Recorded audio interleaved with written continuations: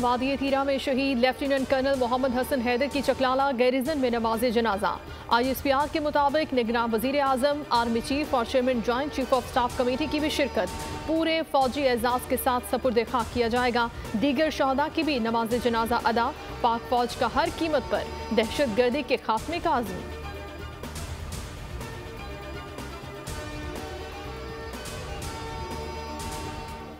Election के लिए सफबंदियों का आगाज। नून लीग और MQM ने हाथ मिला लिया। मुत्तहदा वफ्द की नवाज शरीफ से मुलाकात। साद रफीक कहते हैं इलेक्शन मिलकर लड़ेंगे। फारूक सत्तार ने कहा कि कोई जमात मसाइल तन्हा हल नहीं कर सकती।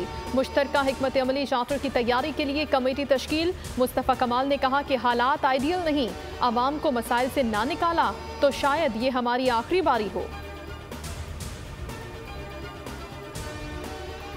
किसी को सियासत से नहीं रोकते, मुखालिफिन अपनी सियासत करें, हम अपनी करेंगे।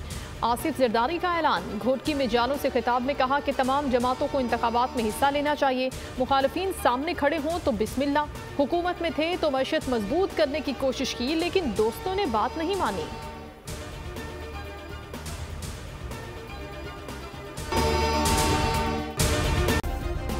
सब्सक्राइब करें और बेल दबाएं ताकि कोई खबर रह न जाए।